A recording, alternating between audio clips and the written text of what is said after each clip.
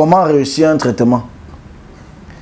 Vous êtes très nombreux qui vous posez la question, docteur Beka fait comment pour avoir 100 000 bébés sur le continent?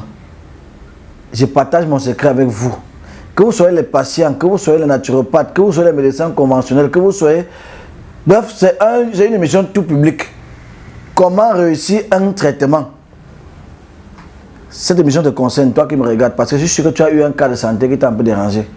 Et tu es allé à gauche, tu es allé à droite, tu n'as pas eu de solution. Aujourd'hui, je dis pourquoi est-ce que tu n'as pas eu de solution? Les conséquences et désormais ce qu'il faut faire. Voilà, donc avant de continuer, on va faire une petite transition comme d'habitude de Dr Beka, Minute Santé. On se retrouve juste après. C'est l'histoire d'une femme qui était riche et avait tout à sa portée. C'est l'histoire d'une femme qui était riche et avait tout à sa portée. Elle avait beaucoup d'argent, elle avait beaucoup de voitures, elle avait beaucoup de maisons, mais pas d'enfants. Alors elle pleurait nuit et jour, elle priait chaque jour, elle se lamentait nuit et jour en disant adieu, et Dieu. À quoi ça me sert moi femme d'avoir tout cet argent si c'est pour rester sans enfant? À quoi ça me sert moi femme d'avoir toutes ces voitures si c'est pour rester sans enfant? À quoi ça me sert moi femme d'avoir toutes ces maisons si c'est pour rester sans enfant? Ma famille se moque de moi, oh. Mes amis se moquent de moi, oh. Ma famille se moque de moi, oh. Yeah, là, oh. Minute Santé, l'émission que vous regardez actuellement est sur l'expert chercheur en plan naturel et spécialiste en infertilité, Dr Beka. Aujourd'hui, on parle de comment réussir un traitement. Quand on parle de traitement, on parle de quoi? On parle des symptômes qui se sont présentés, on parle des examens que vous avez faits, on parle de l'analyse du docteur qui est devant vous. Donc, pour arriver à un traitement, il faut avoir quelques symptômes qui se présentent. Quand tu arrives, qu'est-ce qu'il dit? Ça fait comment? Tu te sens comment? C'est à partir des symptômes que tu donnes qu'il prescrit l'examen à faire. Et à partir des symptômes, il vous donne ce qu'il analyse. En fait, la machine analyse pour ceux qui vont dans les hôpitaux modernes. Et chez nous, les naturopathes, le technicien qui est en face de toi, il essaie d'analyser parce que nous avons pas de machines. Hein. Quand on parle pas de naturopathie, quand on parle des machines modernes, moi je suis contre ce phénomène-là. Donc, s'il faut prendre le cas sur Dr Beka, comment il fait pour réussir un traitement? Quand tu veux me dire, Dr Beka, j'ai tel problème, tu me donnes les symptômes. Avec l'expérience du terrain que j'ai, avec des millions de patients que j'ai rencontrés sur le terrain, j'essaie un peu donc d'examiner ta situation. Je conclus. Et puis il dit, bon ok, tu souffres de telle situation. Maintenant, vous qui me regardez à la maison, j'ai un problème avec vous. Vous avez un souci au niveau du choix de la médecine. C'est vous qui allez à l'hôpital moderne, c'est vous qui êtes chez les naturopathes. Même chez les naturopathes, vous n'êtes pas stable. C'est vous qui êtes chez les traitants naturels, c'est vous qui êtes chez les spirituels. Écoutez-moi très bien. C'est toi qui passes chez le naturopathe naturel, c'est toi qui passes chez le naturopathe spirituel. Ici, là, on te donne les bidons d'eau teintée que tu vas aller boire un verre matin, un verre soir, ou bien une bouteille par jour. Là-bas, on te demande l'huile avec le sel et le jus pour te laver. Toi-même, au milieu, tu ne sais plus où tu vas.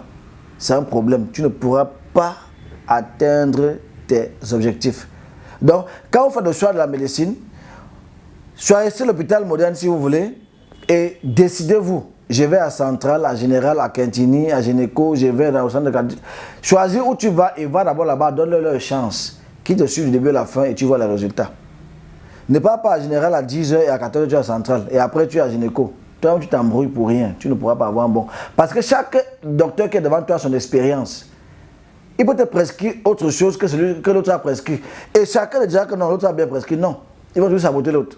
C'est ça la concurrence du métier. Parfois, si tu veux, toi qui m'écoutes, je suis sûr que tu as vécu ça. Tu fais l'examen ici, quand tu finis, tu n'as pas eu de résultat, tu pars ailleurs. On va dire que non, qui t'a prescrit ça? Mais c'est quel résultat ça? Qu'est-ce que oh, on dénigre le précédent pour montrer qu'on est meilleur et performant que celui-là. À partir du moment où tu tombes sur un naturopathe, décide-toi. Je vais chez le grand maître spirituel Takungan qui est naturel, qui est spirituel, ou je vais chez Dr Phobas ou Dr Timothée ou Dr Beka qui est naturel. Choisis d'abord, il y a d'abord ce qu'on appelle le choix du médecin, même s'il est naturopathe. Ne pars pas chez le spiritualiste à 10h et à 11h, 12h, tu es chez le docteur naturel. il y aura problème. Les deux ne font pas la même chose. Moi, j'utilise l'arbre, l'écorce. J'utilise l'air pour fermenter. J'utilise de l'eau. Voilà les éléments naturels que j'utilise. Alors que l'homme spirituel utilise beaucoup d'autres choses que tu ne connais pas. Il ne prépare pas les remèdes. Alors qu'un homme guérisseur spirituel prépare les remèdes, lui, il est spirituel, il utilise le feu comme élément naturel. Donc, toi qui as un problème de myome, de fibrome, d'infertilité, de VIH, d'hépatite, si tu t'embrouilles, tu vas tourner en rond. Et de deux, quand on parle de faire le choix, si tu as fait le choix entre naturel et spirituel, décide-toi. Tu vas chez qui exactement? Docteur Simon, ou docteur Beka, ou docteur Phobas, ou docteur Timothée, ou docteur Wana Defo. Choisis vers qui tu vas. Ne pars pas ici, tu pars là-bas au même moment, tu dis que non, je vais suivre les deux moments, voir ce que ça va donner. Tu vas te perdre. Donc quand vous choisissez un naturopathe, respectez les consignes données par le naturopathe. Quand on parle des consignes, il y a deux engagements. On peut dire au traitement si c'est homme et femme, si vous venez pour une infection, on dit bois avec ta femme. Écoutons très bien. Bois avec ta femme. On sait bien que le prescripteur, que le médecin a dit, consomme le médicament avec ta femme matin et soir. Dans sa tête, c'est que non, même si sexuellement actif, même si sexuellement vous partez sans vous protéger, il n'y aura pas de problème. Pourquoi? Parce que vous deux, vous prenez des antibiotiques naturels qui vont filtrer le sang contre les infections. C'est bien. Mais le prescripteur, donc, à un moment, oublie que de nos jours, il est extrêmement difficile. Ça existe, mais il est extrêmement difficile de trouver les couples fidèles. Si ce n'est pas l'homme qui est dehors, c'est que c'est la femme qui est dehors. Maintenant, avant que vous n'arriviez chez le docteur pour le remède, il y a l'un de vous deux qui avait caché une personne derrière et qui ne prend pas les médicaments comme vous deux.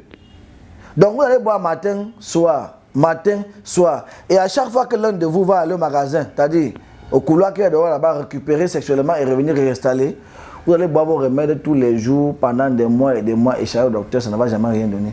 À la fin, vous allez accuser les mamans du village, accuser les belles-mères, accuser les familles. Alors que le problème vient de vous deux. Le mal n'est pas loin.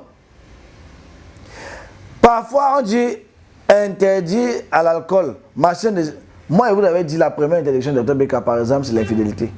Sois infidèle comme tu veux. C'est pas facile. Mais quand il te met sur traitement, il t'oblige à être fidèle. Au cas contraire, tu perds ton temps et ton argent. Moi, ça ne me regarde pas. Hein? Tu vas dire que tu vas prendre un traitement avec ta femme et c'est toi qui dors dans les auberges, dans les hôtels, c'est toi qui dans les voitures, c'est toi qui montes, qui descends avec les putes, machin. Tu ne fais que venir augmenter le taux de microbes dans le sang de la femme. Et elle va te retransmettre ça le lendemain. Du coup, tu vas boire tes remèdes, tu es fatigué, ça ne va rien donner. Attention.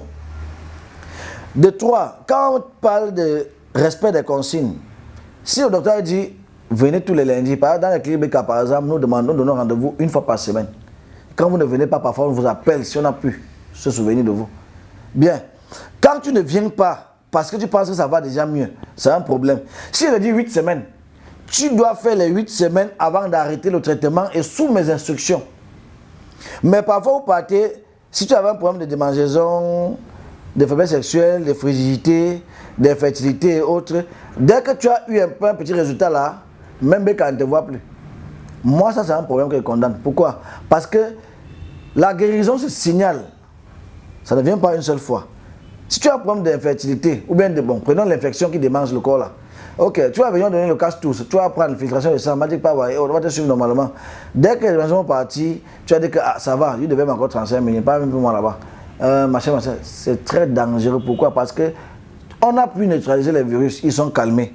Maintenant, qu'est-ce qu'il faut faire? Il faut les tuer, les évacuer. Quand ils sont calmés, tu as fui croyant que tu avais pu avoir la guérison. Pourtant, les gars se multiplient pendant le sommeil. Ils se dupliquent. Quand ils vont revenir, ta peau va changer. Tu seras le plus mal à l'aise au monde. Devant les gens, tu vas regarder ton corps sans t'en rendre compte. Parfois, ta main sera dans le pantalon, tu ne sais pas que ta main est dans le pantalon. Donc, quand on dit respect des consignes, si on dit que 3 mois, surtout vous qui avez les problèmes d'hépatite là, vous qui partez faire 3-4 mois, vous ne venez plus parce que vous dites que non, docteur, moi, testé négatif, il ne vient plus vraiment, je suis désolé, le reste de la cage, je vais t'envoyer. C'est un problème. On a neutralisé le virus, c'est vrai, mais reviens d'abord, on continue. La médecine traditionnelle n'est pas toxique. Bois au maximum, bois comme tu veux, c'est l'écorce, c'est le bois qu'on prépare la nourriture avec là. C'est le bois qu'on râpe, on fait le cuir avec là. Quand vous voyez les écorces qu'on râpe au marché, on vend dans les poudres là, on dit que c'est les condiments. C'est le bois. Si l'excès de ginseng ou de ginseng, tu es, c'est comme nous sommes tous morts. Si l'excès de ail ou des légumes ou de quoi, les plants naturels que nous consommons tous les jours là, tu es, c'est que nous sommes tous morts. Ça ne tue pas. Voilà pourquoi la médecine traditionnelle, c'est la meilleure des médecines. Parmi nous, combien de personnes mangent les feuilles de macabo ici? Les tubercules de manioc. Ce sont les petits arbres, ce sont les plantes. Elles ont tué qui? Mais ne comparez pas la médecine traditionnelle qui est un patrimoine ancestral à la médecine conventionnelle moderne où pour avoir des prescriptions, il faut avoir la chimie. Si on tue le laboratoire chimique aujourd'hui, vous allez vendre quoi? Dans les médicaments, dans ce qu'on appelle le choléra, il y a les médicaments bleus, jaunes, blancs, verts, il y a toujours des couleurs. D'autres, on a mis ce qu'on appelle les pilules, les capsules. On a mis un plastique, tu touches sur le plastique, tu dois avaler. C'est terrible. D'autres, même, on a mis ce qu'on appelle le dissuceur. Il faut que le médicament soit bien dur. Pour casser, même, il faut peut-être que tu... Non, quand même, ça c'est le dissuceur. Conservateur et autres, là, ça c'est la chimie. Ça tue l'estomac, ça tue les reins, ça détruit l'homme, en fait. Mais en médecine traditionnelle, on vous dit bien, quand il vous donne 6 mois, respectez les 6 mois. Quand on donne 3 mois, respectez les 3 mois. C'est pourquoi dans ce nouveau numéro de Minute Santé, avec la main sur le cœur, il va dire, si tu as un jour été patient des cliniques BK du Cameroun et que tu n'as pas eu ta guérison parce que le docteur BK n'était pas là, je suis désormais à Douala de lundi à vendredi de 8h à 15h30. Reviens, on reprend à 0 et je prends sur moi de donner ta guérison. C'est tout. Ça, c'est entre guillemets. Maintenant, comment réussir un traitement? Ne vous découragez jamais. J'ai une maman que j'ai rencontrée en 2020 qui avait un problème de ménopause précoce qui ne saignait plus. Et c'est en 2023 qu'elle est venue concevoir. Donc de 2020, 21, 22, 23. C'est la 4e année que la maman là vient concevoir. Imaginez le sacrifice. Donc faites très attention. Ne vous découragez pas. Suivez nos publicités dans YouTube, Dr Beka, physiothérapeute, et vous visionnerez toutes nos vidéos. Apprenez tous les jours. La connaissance ne suffit jamais. Si ça suffisait, c'est que moi, avec les plus de 63 prix que j'ai eu, je ne devais plus aller apprendre avec les Chinois, avec les Indiens, avec les Turcs. J'apprends parce que je dois revenir ici en Afrique, vous montrer ce que eux, ils nous ont caché. Ici, Dr Beka, physiothérapeute, expert chercheur en plan naturel. Et aujourd'hui, on parle de comment réussir un traitement. Il y a beaucoup à dire. Respectez les rendez-vous, respectez les prescriptions, respectez les interdictions. Quand on dit interdit à l'alcool, interdiction par exemple aux médicaments, ne boire rien à demander au docteur, respectez tout ce qu'on vous dit. Avec ça, vous allez avoir un bon traitement. Chers hommes, vous qui m'écoutez là, pour conclure, c'est vous le problème. On se comprend très bien. Quand tu sors de ton argent pour un traitement, vraiment fais l'effort, sacrifie-toi à cette période-là. Sois fidèle. Laisse la brosse à dents que tu passes souvent en boîte, en haleine, dégage l'alcool, tu brosses, tu dis que non, la main ne doit pas savoir, là, tu te trompes toi-même. On ne manque pas à Dieu. Voilà. Dr Beka va beaucoup, c'est vrai, mais il dit seulement la vérité. Portez-vous bien et soyez bénis. Ciao.